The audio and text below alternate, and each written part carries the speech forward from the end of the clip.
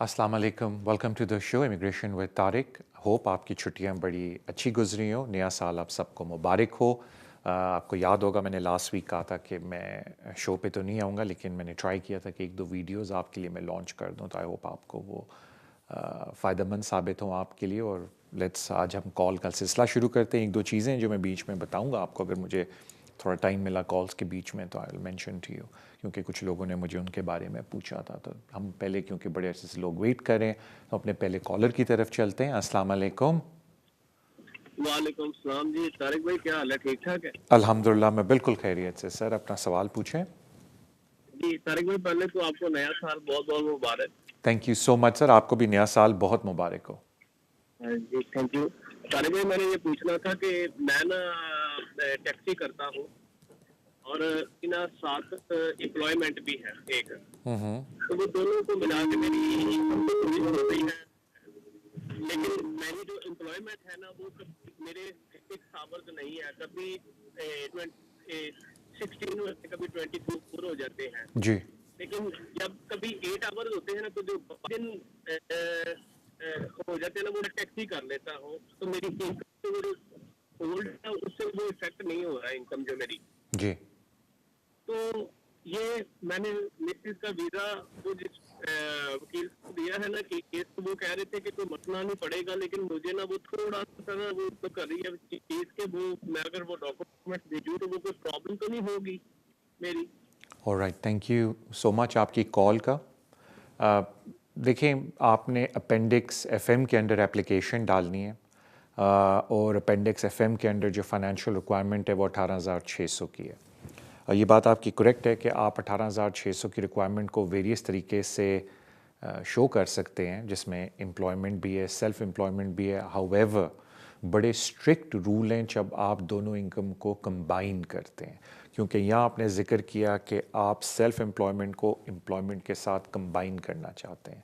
तो एक बात का याद रखें कि बड़े लिमिटेड सर्कमस्टेंसेस में self employment income and employment income को आप कंबाइन कर सकते हैं। और वो जो लिमिटेड सर्कमस्टेंसेस होते हैं वो सिर्फ वो वाले होते हैं जब दोनों का पीरियड एक ही हो, तो ओनली देन आप अपनी सेल्फ एम्प्लॉयमेंट इनकम को एम्प्लॉयमेंट के साथ ऐड कर सकते हैं। तो मुझे तो आपके इनकम के फैक्ट्स बिल्कुल भी नहीं पता। आपने अभी जिक्र किया कि आपने एक लीगल रिप्रेजेंटेटिव के पास गए और उन्होंने आपको कहा है कि हाँ जी ठीक है, प्रॉब्लम नहीं होगी। तो मैं उस पर कोई कमेंट नहीं करना चाहता, बिकॉज़ मुझे आपके पीरियड के फैक्ट्स का नहीं पता और आपकी टैक्सेबल इनकम का नहीं पता।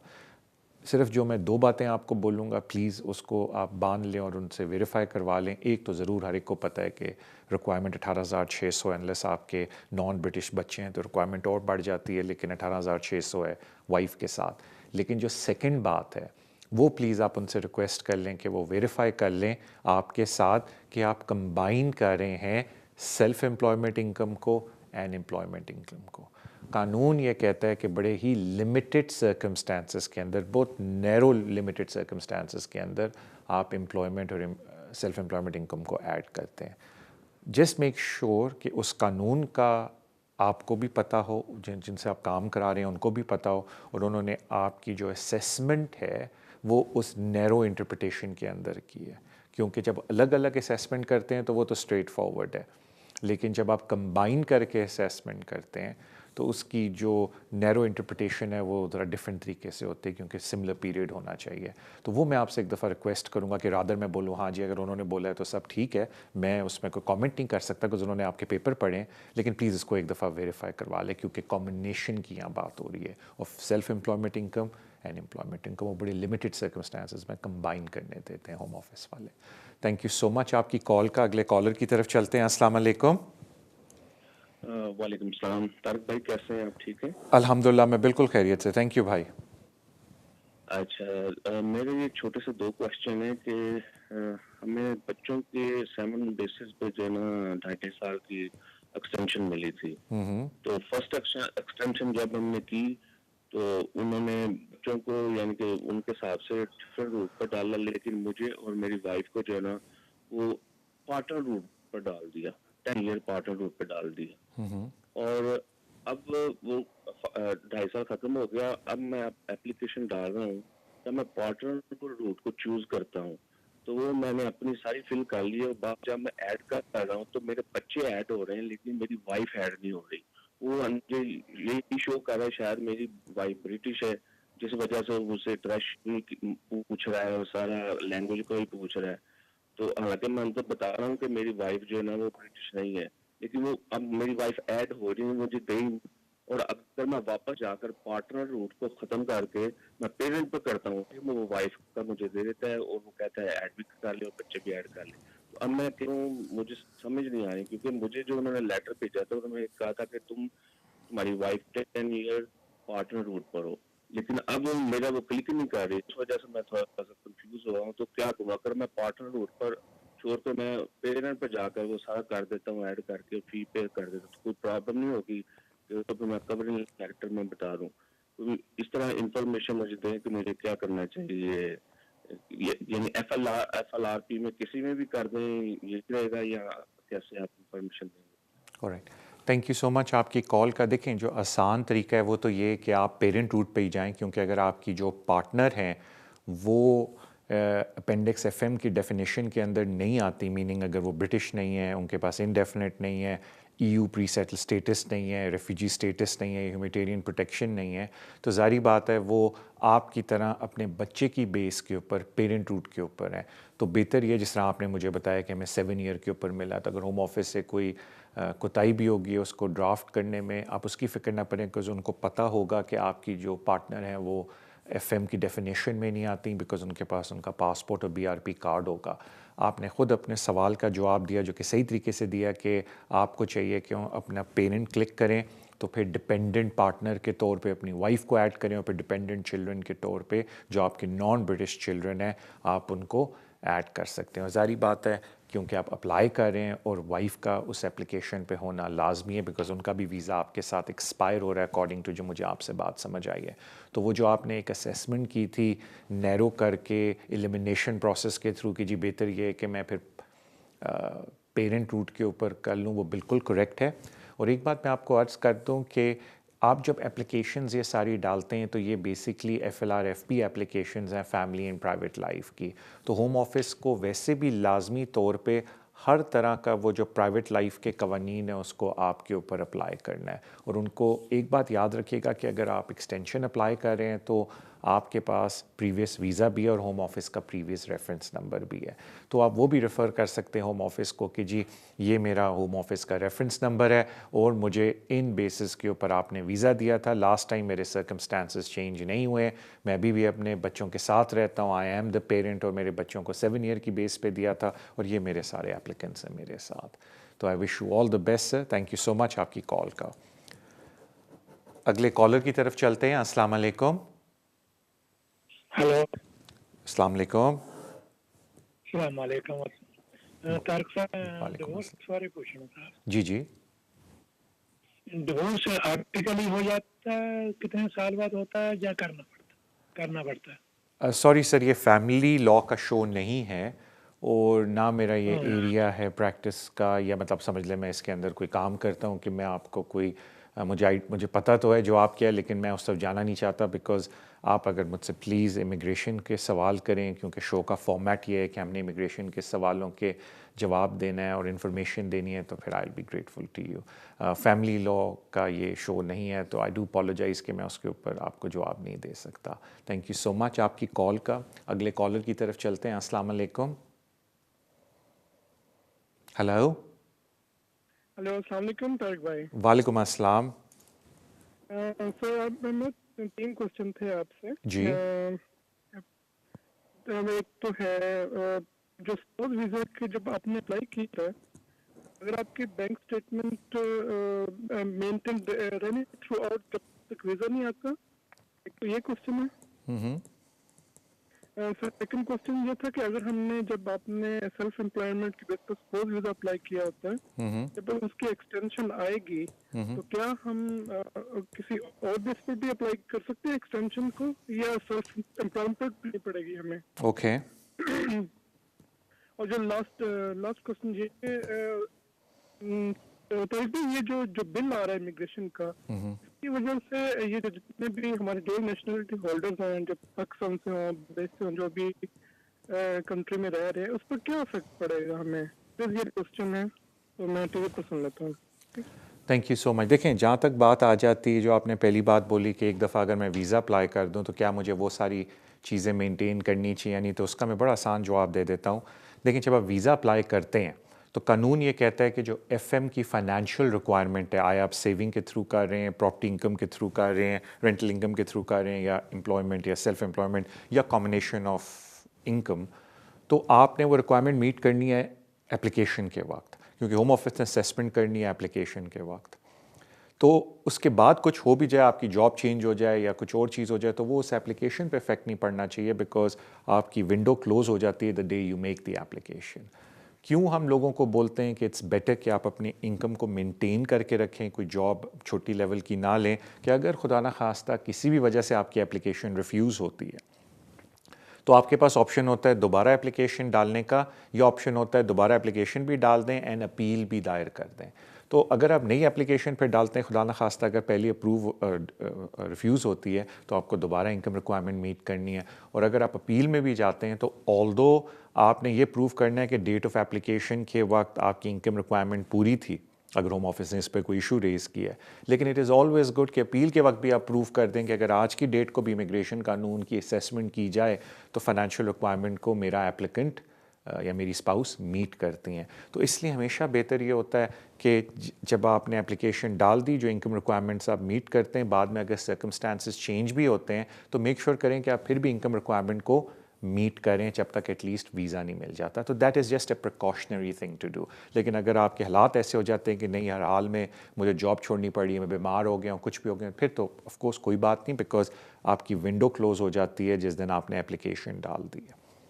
जहाँ तक बात असेसमेंट की मैं बात कर रहा हूँ, क्योंकि अगर उन्होंने ये असेस करना है कि फाइनेंशियल रिक्वायरमेंट आप मीट करते हैं या नहीं, तो उन्होंने एप्लीकेशन जिस दिन सबमिट हुई है उसके हिसाब से डॉक्यूमेंट्स की असेसमेंट करनी है. अब आ जाते हैं, अगर आपने एंट्री क्लियरेंस के वक्त अपनी सेल्फ एम्प्लॉयमेंट इनकम शो की है, अब आपको पता है 2.5 साल का वीज़ा होता है और एक्सटेंशन के वक्त आपकी एम्प्लॉयमेंट इनकम होगी, तो बिल्कुल आप किसी और तरीके से भी मीट करते हैं फाइनेंशियल रिक्वायरमेंट को. बिकॉज एक बात याद रखें कि फाइनेंशियल रिक्वायरमेंट आपने मीट करनी है जब आप अप्लाई करेंगे वीज़े के लिए, तो उसके हिसाब से आपने देखना है कि जिस तरह कुछ लोगों को मैं कहता हूँ कि अपनी प्लानिंग करें कि आपने किस बेसिस के ऊपर फाइनेंशियल रिक्वायरमेंट को मीट करना है. अगर आप समझते हैं, अगर फॉर एग्जांपल अगर किसी की सितंबर में एक्सटेंशन है 2022 में, अगर वो सेल्फ एम्प्लॉयमेंट की बेसिस पे करते हैं तो of course they can choose कि अप्रैल 2021 से लेके अप्रैल 2022 तक जो मेरी सेल्फ एम्प्लॉयमेंट इनकम है, मैं वो डिक्लेयर करके सितंबर में जो वीज़ा अप्लाई करूँगा अपने स्पाउस के लिए, मैं वो शो करूँगा.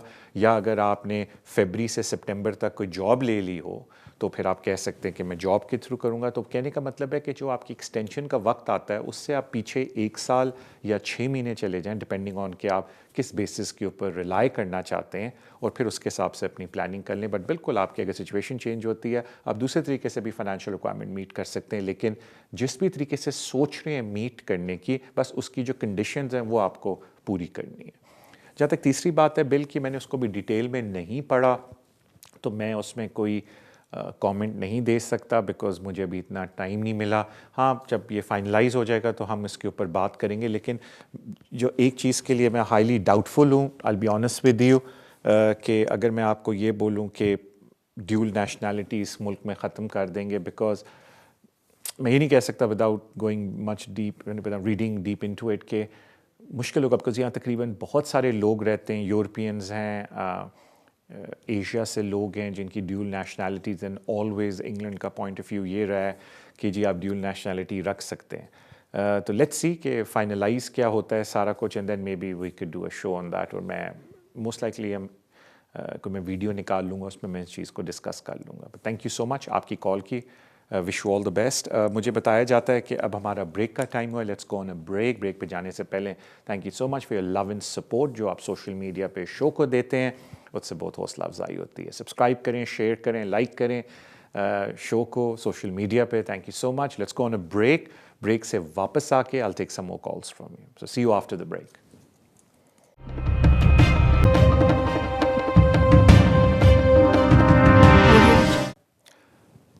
अस्सलाम वालेकुम, welcome back to the show immigration with Tariq. अपने अगले कॉलर की तरफ चलते हैं. अस्सलाम वालेकुम.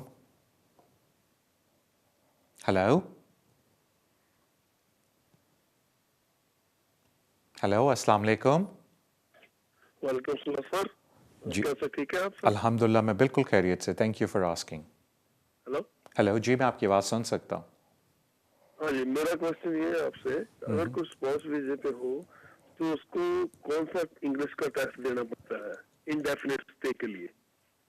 वो बड़ा आसान है। जब आप थैंक यू सो मच, जब आप ट्रिनिटी कॉलेज या आप आईएलटीएस के ऑनलाइन जाके बुक करने पे जाएंगे, तो वहाँ आप जब उनको बोलेंगे कि ये नेचुरलाइजेशन के लिए है टेस्ट, तो उस पे ऑटोमेटिकली आपको जो वो टेस्ट चूज़ करके देंगे वो करेक्ट वाला होगा। तो आप इन मामलों में ना पढ़ें कि वो B1 या B2 होना चाहिए, क्योंकि लोग उसमें कंफ्यूज हो जाते हैं। आप जब उसको सिलेक्ट करेंगे और आप बोलेंगे कि वो नेचुरलाइजेशन के लिए, आई थिंक मैं एग्जैक्ट उनकी वेबसाइट के भी वर्डिंग क्या है मुझे याद नहीं है, लेकिन जब आप उस टेस्ट को उस तरीके से सिलेक्ट करेंगे तो ऑटोमेटिकली उसमें वो आ जाता है कि ये स्पाउस वीज़े के लिए और ये सेटलमेंट एंड नेचुरलाइजेशन के लिए। तो आपने सेकंड वाला पोर्शन सिलेक्ट करना है। वो आप उनकी जब वेबसाइट पर जाके टेस्ट को सिलेक्ट करेंगे तो ऑटोमेटिकली जब आप नेशनलाइजेशन वाला सिलेक्ट करेंगे तो उसमें वही वाला आएगा। थैंक यू सो मच आपकी कॉल का। अगले कॉलर की तरफ चलते हैं। अस्सलाम वालेकुम। हेलो, अस्सलाम वालेकुम।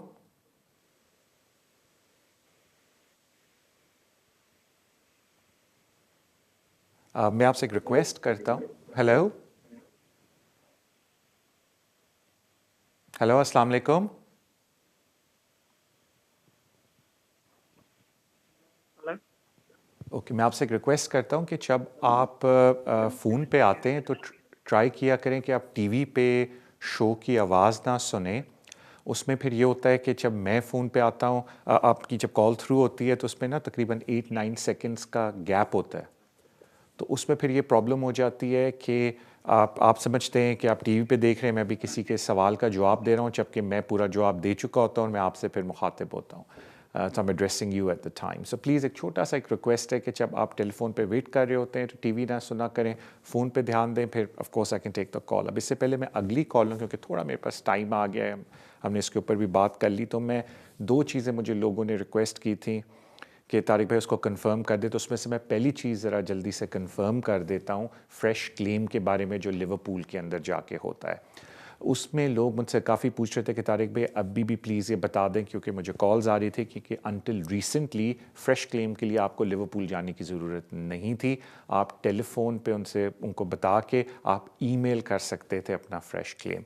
अब वो सिस्टम ख़त्म हो गया। होम ऑफिस ने वेबसाइट पे बोला है कि अब आपको इन पर्सन आना पड़ेगा फ़्रेश क्लेम जमा कराने के लिए अपॉइंटमेंट लेके, unless they are circumstances beyond your control, जिसमें इलनेस आ जाती है, अनएबल टू ट्रैवल, या खुदा न खास्ता आपको कोविड हो गया तो आपने उसका उनको एविडेंस देना है, तो फिर आप परमिशन लेके पोस्ट के ज़रिए फ़्रेश क्लेम जमा कर सकते हैं। सो कहने का मतलब कि जो पुराना प्रोसीजर था वो अब वापस आ गया, और जो बीच में उन्होंने थोड़ी सी आपको ढील, वो कहते हैं ना कि थोड़ा सा रिलैक्सेशन दी थी कि आप ईमेल के थ्रू फ़्रेश क्लेम डाल सकते हैं, वो अब ख़त्म हो गया। तो अक्सर लोग फ़ोन करके उसके बारे में मुझसे पूछ रहे थे, तो मैंने कहा मुझे टाइम मिला है बीच में, तो मैं जल्दी से इसका भी जिक्र कर दूँ। सॉरी कि हम वापस अब कॉल्स की तरफ चलते हैं। अस्सलाम वालेकुम। हेलो हेलो, जी, अस्सलाम वालेकुम। वालेकुम अस्सलाम। जी, मेरा सवाल ये था कि हमें 2021 मार्च में लीव टू रिमेन मिल गया sorry, rest of the family, लेकिन मेरी बड़ी बेटी की एज 18 से ऊपर थी तो उसको नहीं दिया, जबकि फैमिली के उन्होंने फोटोग्राफ और फिंगरप्रिंट ले लिए थे। बाद में उन्होंने बताया जी कि ये 18 से अबव है तो इसका सेपरेट केस करें। तो फिर हमने सेपरेट केस उसका पुट कर दिया अप्रैल 2021 में, लेकिन अभी तक उसका कोई जवाब नहीं आया। इसके मतलब जरा बता दें प्लीज। और आपका केस किस बेसिस पे था? जी वही leave to remain under 7 year का रूप जो था प्राइवेट लाइफ का। अच्छा, यानी कि कोई एक आपकी फैमिली में ऐसा बच्चा है जिसको 7 साल से ऊपर हो गया। जी जी। Alright, thank you so much. ठीक है, थैंक यू जी आपकी कॉल का। देखें, मुझे नहीं पता आपने लीगल रिप्रेजेंटेशन ली थी या नहीं ली थी, लेकिन मैं थोड़ा सा आपको आसान लफ्ज़ों में समझाने की कोशिश करता हूँ। जहाँ तक बात आती है ओवर 18 की, ज़ाहिर बात है कि जब कोई भी बच्चा अपनी एप्लीकेशन डालता है 7 ईयर रूल के अंडर कि जी मैं एक बच्चा हूँ और मुझे 7 साल इस मुल्क में हो गए and it should be deemed कि it is unreasonable for me to leave the United kingdom, तो کورٹ آف اپیل میں جو کیس لا ہے وہ یہ کہتا ہے کہ جی پیرنٹس کو امیگریشن ایکٹ 2014 کے تحت بچے کے ساتھ ویزا دے دیا جائے، یعنی کہ جو ریلیشن شپ ہے وہ بچے کی اور پیرنٹس کی، اور آف کورس زیادہ تر ہوم آفس یہ کرتا ہے کہ جو انڈر 18 باقی بچے ہیں ان کو فیملی یونٹ کے طور پہ ویزا دے دیتا ہے۔ سرکمسٹانسز تھوڑے ڈفرینٹ ہو جاتے ہیں جب کوئی ایک بچہ یا بیٹی یا بیٹا اس میں سے اوور 18 ہو جائیں، تو پھر آپ کے پاس دو صورتیں ہوتی ہیں اپلائی کرنے کے لیے۔ ایک صورت جو بڑی اسٹریٹ فارورڈ ہوتی ہے کہ آپ بولیں کہ جی یہ ابھی بھی ہمارا پارٹ آف فیملی یونٹ ہے، کیونکہ یہ آل دو اڈلٹ ڈپینڈنٹ میں آتے ہیں، لیکن اس کا کورٹ آف اپیل کا کیس لا بھی ہے کہ ہیومن رائٹ بیسس پہ اگر ان کی dependency goes beyond emotional needs and financial need تو وہ فیملی یونٹ میں ہی کنسیڈر ہونا چاہیے، اور کمپیشنٹ گراؤنڈ پہ آپ ان کو بھی ویزا دیں۔ ان ادر ورڈز جو آپ اپنا کیس بنانے کی کوشش کرتے ہیں وہ ہیومن رائٹس کے اوپر کرتے ہیں۔ آف کورس ایک تو یہ چیز ہوگی کیس بنانے کی، اب مجھے نہیں پتا کہ آپ کے پاس کیا ایویڈنس ہے کہ وہ آپ کی فائنینشیل ایموشنل ڈپینڈنٹ ہے اور اٹ گوز بیونڈ دیٹ، تو ایک تو وہ کلیم ہو جاتا ہے۔ سیکنڈ کلیم ہو جاتا ہے کہ اگر جو آپ کا بچہ جس کی عمر ظاہری بات ہے 7 سال جس کو ادھر ہو گئے لیکن اس کی عمر 18 سال سے کم ہے، اگر اس کا اور اپنے اس اڈلٹ سبلنگ کا بانڈ بہت اسٹرانگ ہے تو آپ یہ بھی بولتے ہیں کہ it's in the best interest of the child کہ یہ جو ان کے اڈلٹ سبلنگ ہیں یہ ان کے ساتھ رہیں بیکاز ان کی اٹیچمنٹ بہت ہے۔ مجھے تو آپ کے فیملی سرکمسٹانسز کا نہیں پتہ، میں تو ایک جنرل ویو لے رہا ہوں کہ جب آپ اس ٹائپ کے کیس کی اپلیکیشن کرتے ہیں تو کن کن چیزوں کو آپ نے اپنے مد نظر رکھنا ہوتا ہے۔ تو ایک چیز تو ہو گئی ہیومن رائٹس کی، ایک چیز ہو گئی بیسٹ انٹرسٹ آف چائلڈ کی، اگر ان دونوں سبلنگس کا بانڈ بہت اسٹرانگ ہے۔ تیسری چیز آ جاتی ہے جو ہیومن رائٹ کے اٹ سیلف امیگریشن رول کے اندر آتی ہے، وہ یہ ہے کہ اگر کسی شخص کو اس ملک میں 20 سال سے کم ہوئیں، جو کہ موسٹ نیچرلی آپ کی بیٹی کو ہوئے ہوں گے ورنہ تو آپ اس بیسس پہ اپلیکیشن ڈال لیتے ہیں، but they are significant obstacle کہ یہ اپنی ہوم کنٹری میں جا کے نہیں رہ سکتی، تو آپ اس کی بیس پہ بھی اپلائی کر سکتے ہیں، اس کو پرائیویٹ لائف بولتے ہیں۔ تو ظاہری بات ہے کہ اگر مجھے نہیں پتا کہ کتنا عرصہ وہ اس ملک میں آپ کے ساتھ رہی ہیں، لیکن یہ بات تو انڈرسٹوڈ ہے کہ جب سے وہ آپ کی ڈپینڈنٹ تھیں وہ آپ کے ساتھ ہی رہی ہیں، اور اگر آپ لوگ یہاں رہ رہے ہیں اور پیچھے کوئی ایسا فیملی سپورٹ فائنینشیل اکنامک نہیں ہے کہ وہ وہاں جا کے انڈیپینڈنٹلی رہ سکیں، تو وہ بھی پھر آپ کا کلیم بنتا ہے کہ کیا کیا، اور آپ کو ایکسپلین کرنا پڑے گا کہ کیا کیا سگنیفیکنٹ آبسٹیکل ہیں کہ کیوں جا کے اپنی ہوم کنٹری میں آپ کے بغیر نہیں رہ سکتے، کیونکہ آپ وہ بھی ایکسپلین کرنا پڑے گا۔ تو ان سمری جب آپ اپنی 18 ایئر یا 18 سے ابو سن یا ڈاٹر کی اپلیکیشن ڈالتے ہیں تو آپ کے پاس 3 طرح کے گراؤنڈز ہوتے ہیں اس ٹائپ کے سینیریو میں، جو آپ کا ہے کہ آپ کی فیملی ہے جن میں 7 ایئر کے اوپر ویزے ملے لیکن ہوم آفس نے اڈلٹ کو سائٹ پہ کر لیا ہے۔ ایک گراؤنڈ میں ریپیٹ کر دیتا ہوں ہوتا ہے ہیومن رائٹس کا، کمپیشنیٹ سرکمسٹانسز کا کہ جی ہم ایک فیملی یونٹ ہے ہمیں اکٹھا رہنے دیا جائے۔ ایک گراؤنڈ ہوتا ہے بیسٹ انٹرسٹ آف چائلڈ کا کہ اگر یہ دو سبلنگز بہت زیادہ ایک دوسرے سے اٹیچڈ ہیں اور it will be devastating on the child, اگر یہ سبلنگ چھوڑ کے چلا گیا that would be best interest of the child کہ یہ لوگ اکٹھے رہیں۔ اینڈ تھرڈ ہوتا ہے جو امیگریشن رول کی اٹ سیلف پرائیویٹ لائف کی پروویژن ہے کہ کوئی بھی شخص اپلائی کر سکتا ہے جس کو 20 سال سے کم ٹائم ہوا ہے ادھر، if they are significant obstacle for them to go and integrate back into their country of origin، جو آپ کو کیس وائز پتہ ہوگا۔ سو کہنے کا میرا مطلب ہے کہ کیونکہ مجھے آپ کے فیکٹس نہیں پتہ کیس کے، تو میں بتا نہیں سکتا کہ بھائی اس میں کیا میرٹ ہے، اور نہ اس شو کا وہ فارمیٹ ہے، لیکن جو میں نے آپ کو انفارمیشن دی ہے کہ ان 3 گراؤنڈز کے اوپر آپ کو اپنے کیس کو سبمٹ کرنا ہے، تو آئی ہوپ کہ آپ کی جنہوں نے بھی لیگل ریپرزنٹیشن کی ہے انہوں نے آپ کے ساتھ ان ساری چیزوں کو گو تھرو کیا ہے، اور ایویڈنس آپ سے، کیونکہ ایک بات یاد رکھیں کیس آپ کا ہے، ایویڈنس آپ نے جمع کرنا ہے۔ آپ یہ نہیں کہہ سکتے جی ہوم آفس خود چیک کر لے کہ جی یہ حالات ہیں میری ہوم کنٹری میں، نہیں، ایویڈنس جمع کرنا آپ کا کام ہے۔ تو آئی ہوپ آپ نے اس حساب سے اپنی ریپرزنٹیشن کی ہو اپنی بیٹی کے لیے، and I wish you all the best sir. Thank you so much آپ کی کال کا۔ اگلے کالر کی طرف چلتے ہیں۔ السلام علیکم۔ جی وعلیکم السلام۔ طارق صاحب میرے 2 چھوٹے سے سوال۔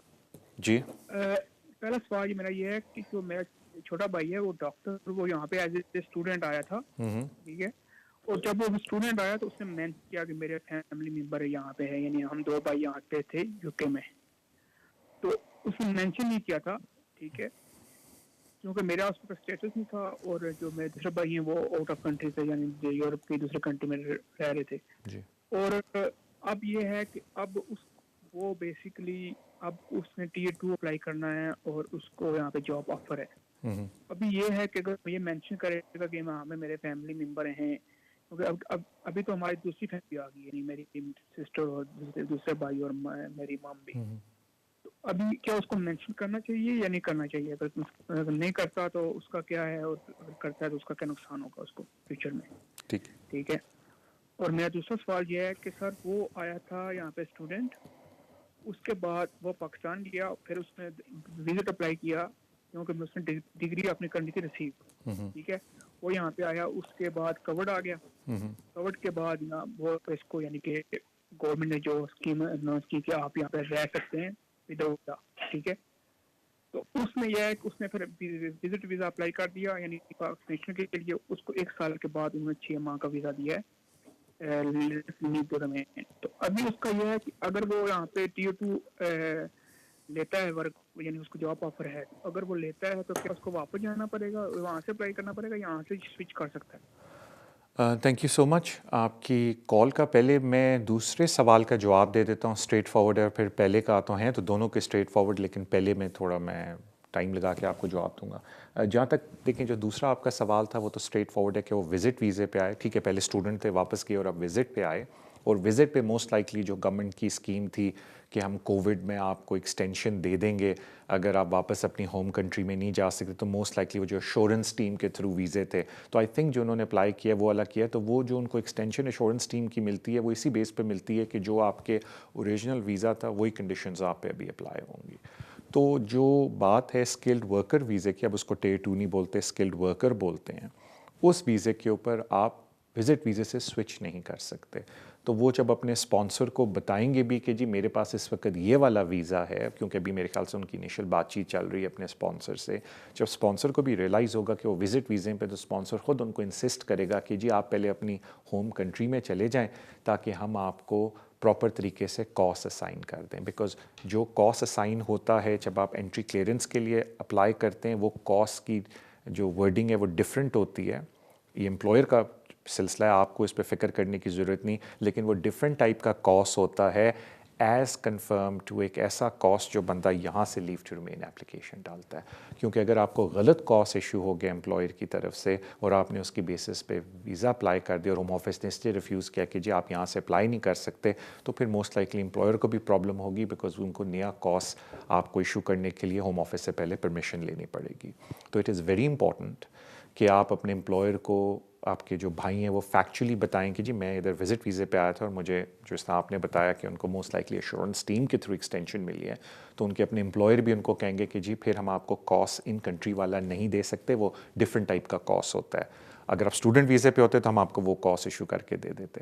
آپ کو واپس جانا پڑے گا اپنی ہوم کنٹری میں, اور وہاں سے پھر آپ کو ڈفرینٹ ٹائپ کا کاسٹ ایشو کر کے دیں گے جس کے اوپر آپ اس ملک میں واپس آئیں گے. تو یہ تو سمپل آنسر ہو گیا آپ کے سیکنڈ کویشچن کا. اب آ جاتے ہیں پہلے پہ. اگر آپ میرے 10 سال سے پرانے بھی شو دیکھیں, اس پر آپ آسان ہوتا ہے بولنا, لیکن 10 سال سے بھی اوپر ہو گئے ہیں شو کرتے ہوئے اس چینل پہ, لیکن ایک بات کر رہا ہوں, میں ہمیشہ سے کہتا ہوں کہ پلیز اپلیکیشن پہ سچ بولیں. دیر از نو ریزن کہ آپ اپلیکیشن پہ فیکچوئل انفارمیشن نہ دیں. تو آگے بھی میں آپ سے ریکویسٹ کروں گا کہ اگر ان کو اپلیکیشن میں پوچھا جائے کہ آپ کے بھائی اس ملک میں رہتے ہیں, تو he should say the truth کہ ہاں جی بالکل رہتے ہیں.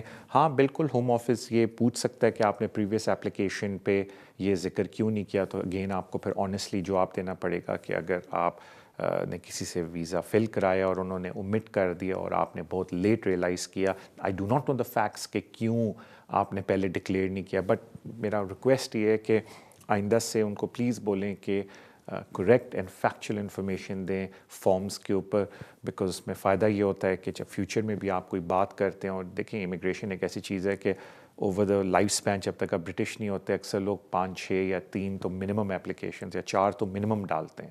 تو جب آپ کی انفارمیشن فیکچوئل ہوگی تو پھر آپ کو ان چیزوں کی فکر کرنے کی ضرورت نہیں ہوگی جی میں نے پہلے کیا بھرا تھا تو اب میں کیا بھروں. تو اس لیے ہمیشہ فیکچوئل انفارمیشن دیا کریں, ٹروتھفل اینڈ آنیسٹ طریقے سے اپلیکیشن کو بھریں. تو ود ڈیو رسپیکٹ ان کو بالکل بتانا چاہیے. اس کا آنسر یہ ہے کہ اگر ان کے بھائی ادھر رہتے ہیں اور وہ پوچھتے ہیں کہ کون کون سی فیملی اینڈ فرینڈز آپ کے UK میں ہیں, ان کو بالکل بتانا چاہیے. تھینک یو سو مچ آپ کی کال کا. مجھے بتایا جاتا ہے کہ اب طارق بھائی بریک کا ٹائم ہوا ہے. Let's go on a break. Break سے جانے سے پہلے thank you so much for your love and support جو آپ سوشل میڈیا پہ اس چینل کو دیتے ہیں. Please keep doing that. Immigration وچ طارق شو کو دیتے ہیں, please keep doing that because سے حوصلہ افزائی ہوتی ہے. Let's go on a break. Break سے ان شاء اللہ تعالیٰ واپس آ کے ہم کالس کا سلسلہ دوبارہ شروع کرتے ہیں. So see you after the break.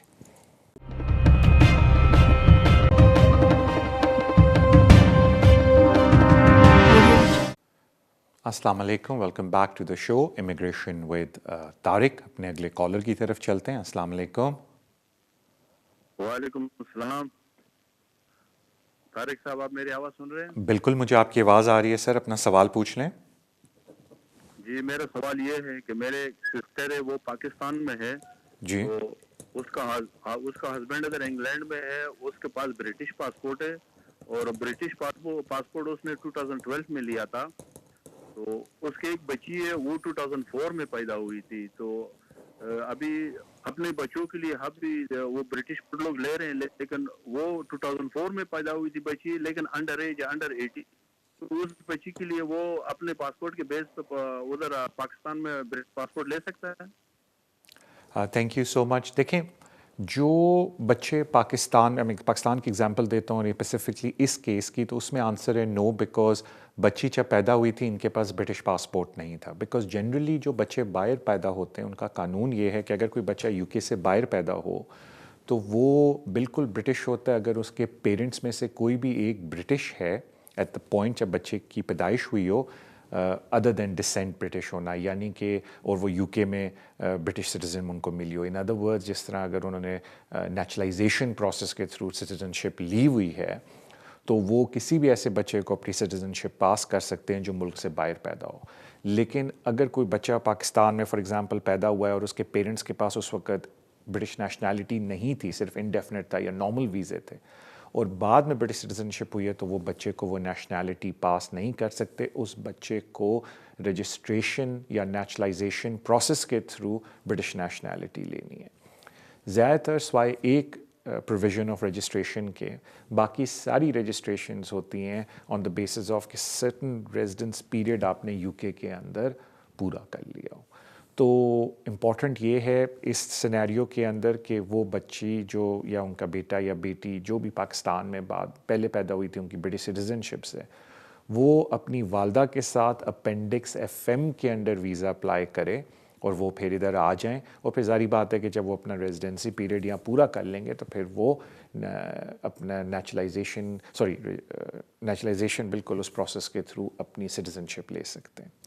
تو again it is very important کہ وہ بچی 18 سال کی عمر سے پہلے, بیٹا یا بیٹی جو بھی ہیں وہ 18 سال کی عمر سے پہلے اس ملک میں آ جائیں, بیکاز اگر ان کی ایج 18 سے اوپر ہو جائے گی تو پھر اپینڈکس FM کے انڈر بھی ان کو بلانا مشکل ہو جائے گا. تھینک یو سو مچ آپ کی کال کا. اگلے کالر کی طرف چلتے ہیں. السلام علیکم. السلام علیکم. وعلیکم السلام. کیسے ہیں جناب, ٹھیک ہے؟ الحمدللہ میں بالکل خیریت سے. Thank you for asking.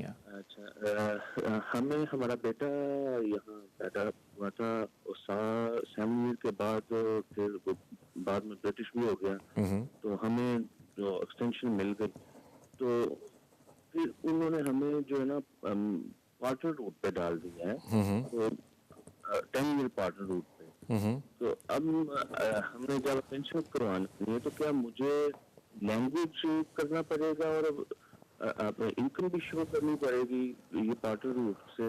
مجھے ایک یہ بتا دیں. اور دوسرا یہ کہ ابھی میں پہلے یہ سن رہا تھا تو جب ہمیں بھی کوئی مسئلہ آئے گا یہ کروانے کے لیے, جب ہم کریں گے ایکسٹینڈ کریں گے تو وہ پیرنٹس کا اور پارٹنر کا کوئی پرابلم آئے گا, یا جس پر مرضی کر دیں کوئی فیس ضائع ہو جائے گی کہ کوئی پرابلم تو نہیں ہے؟ انہوں نے ہمیں کیوں ڈال دیا اس پر پارٹنر پر, حالانکہ وہ برٹش نہیں ہے, ہمیں ادھر بچے پر ہی ملا ہے. تو پھر یہ کیا کوئی مسٹیک کیا ہے؟ ہم ان سے کانٹیکٹ کریں, اسے صحیح کروا لیں ایکسٹینشن سے پہلے, یا پھر ایسا ڈال دیں اس پر اگر پیرنٹ پہ ڈال دیں تو اس سے فیس تو نہیں ضائع ہو جائے گی؟ کیا کرنا چاہیے پلیز؟ اوکے, میں پہلے آپ کو ایکسپلین کر دیتا ہوں, پھر تھوڑا سا ٹیکنیکل چیزیں آپ کو بتاؤں گا. دیکھیں, جہاں تک بات آتی ہے روٹ پہ, تو ظاہری بات ہے کہ اگر آپ کو بچے کی بیس پہ ملا ہے تو آپ اپلیکیشن فارم پہ پارٹنر روٹ کو ہی ٹک کریں پیرنٹ روٹ کو ہی ٹک کریں، بیکاز اس میں فائدہ یہ ہوتا ہے کہ پھر آپ اگر مین اپلیکنٹ ہے تو آپ اپنی وائف کو as a dependent partner add کر سکتے ہیں، بیکاز اگر آپ ڈائریکٹ اپلائی کریں گے ایز اے پارٹنر روٹ پہ تو پھر پرابلم یہ ہوگی ایم کے نیچے آپ ڈپینڈنٹ پارٹنر ایڈ نہیں کر سکتے. تو FLRFP اپلیکیشن ہی کریں، اور اگر غلطی سے آپ کی کوئی غلطی بھی ہو جاتی ہے فارم کے اندر، کیونکہ آپ فیملی ان پرائیویٹ لائف کے اوپر اپلائی کر رہے ہیں، ہوم آفس کو قانونی طور پہ ساری امیگریشن رول کی جو فیملی ان پرائیویٹ لائف کی پروویژن ہے اس کو دیکھنا ہے اینڈ آرٹیکل 8 کو دیکھنا ہے. سو ٹیکنیکلی اگر آپ سے کوئی چھوٹی موٹی ٹکنگ کے اندر غلطی بھی ہو جاتی ہے تو ہوم آفس خود اپنے اینڈ پہ اس کو سدھار لے گا. وہ آپ کو یہ نہیں بولے گا کہ جی آپ اپنی اپلیکیشن واپس لے لیں، کیونکہ انہوں نے ہر حال میں آرٹیکل 8 کی اسیسمنٹ آپ کی اپلیکیشن کی ویسے بھی کرنی ہے، بیکاز یہ جتنی بھی FLRFP اپلیکیشنز ہیں یہ ہیومن رائٹ اپلیکیشنز ہیں بیسکلی. تو ادھر آپ کو گھبرانے کی ضرورت نہیں ہے.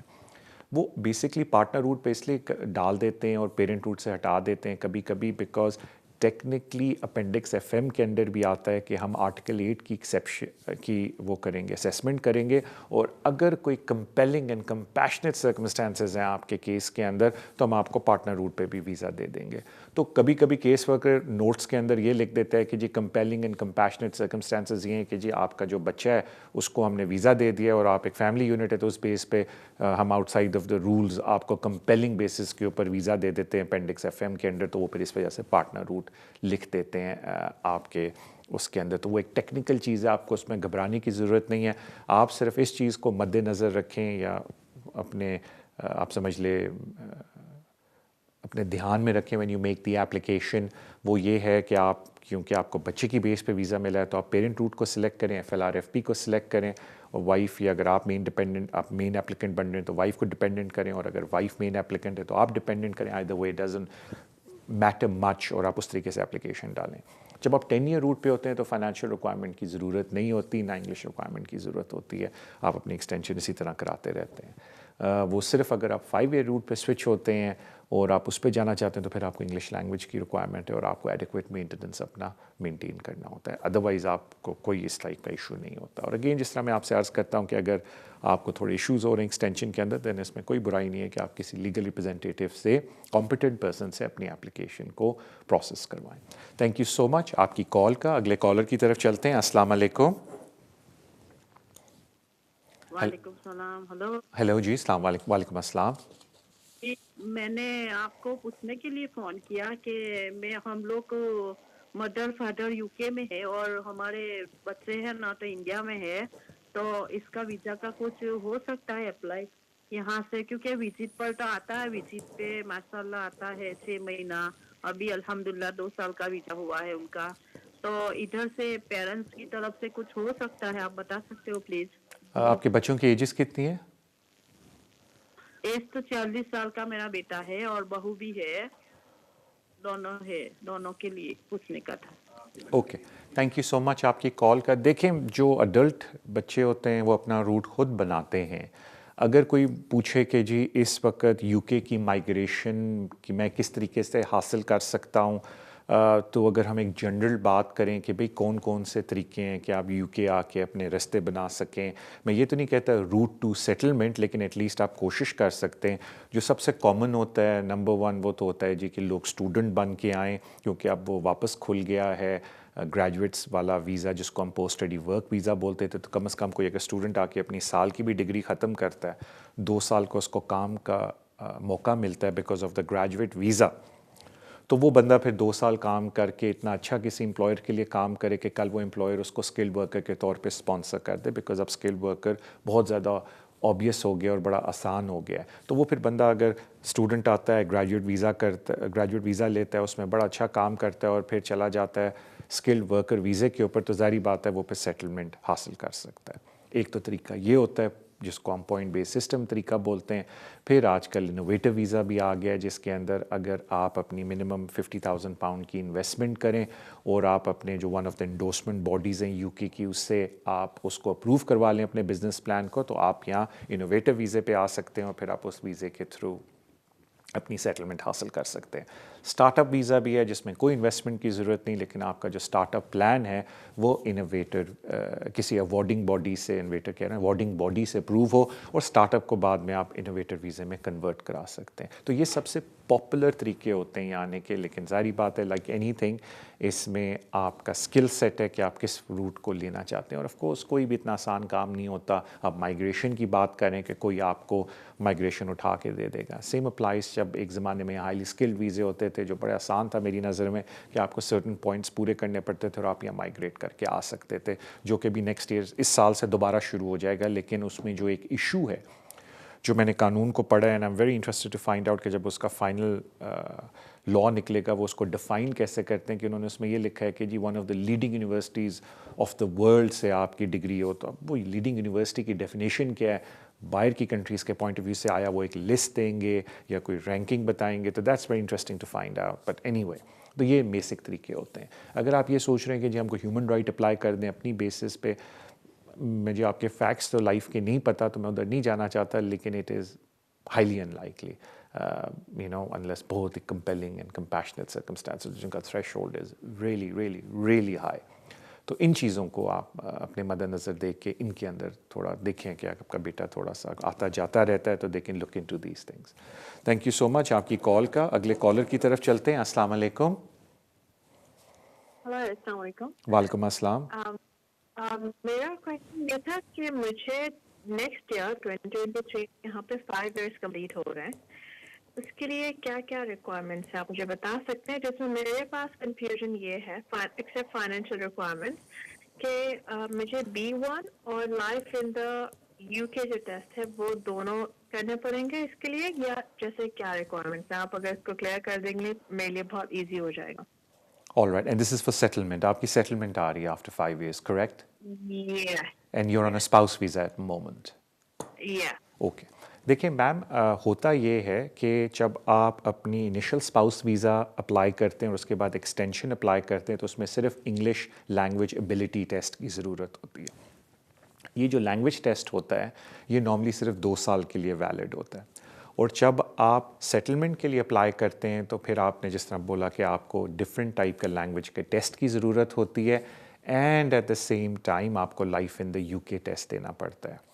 تو آپ نے صرف 2 انگلش کے ٹیسٹ دینے، ایک تو life in the UK which is very straight forward, اور ایک ٹیسٹ ہے انگلش ایبلٹی کا. بیسٹ یہ ہے کہ جب آپ IELTS لینگویج انگلش سرٹ یا ٹرینٹی جو موسٹ 2 پاپولر طریقے ہیں ٹیسٹ دینے کے وہ IELTS اینڈ ٹرینٹی کالج کے ہیں، جب آپ ان کی ویب سائٹ پہ جا کے بک کر رہے ہوں گے اپنے ایگزام کو تو اس میں آپ جب بولیں گے کہ UK VI نیچرلائزیشن کے لیے یہ میں انگلش ٹیسٹ بک کر رہی ہوں تو آٹومیٹکلی آپ کریکٹ ٹیسٹ کو بک کریں گے. تو اس لیے آپ ان ود ڈیو رسپیکٹ آپ اس فکر نہ کریں کہ B1 ہے یا B2 ہے، کیونکہ وہ اس کے اندر انہوں نے الگ سے کیٹیگری بنائی ہے جب آپ نیچرلائزیشن کے لیے اپلائی کرتے ہیں، سیٹلمنٹ کے لیے اپلائی کرتے ہیں انگلش ٹیسٹ کی، تو آپ نے وہ ٹیسٹ کرنا ہے. تو یہ ٹیسٹ کی 2 ریکوائرمنٹ ہے، سمپل از دیٹ. ایک لائف ان دا UK جو لائف کے لیے ویلڈ ہوتا ہے فار دا ٹائمنگ انلیس کا لا چینج ہو جائے، اور پھر یہ لینگویج ٹیسٹ جن کی صرف ویلیڈیٹی صرف 2 سال کی ہوتی ہے.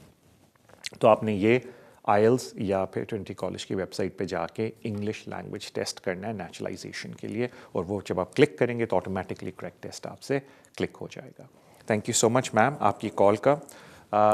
مجھے بتایا جاتا ہے کہ اب ہمارے کال کا سارا سلسلہ ختم ہوا، ٹائم ہو گیا.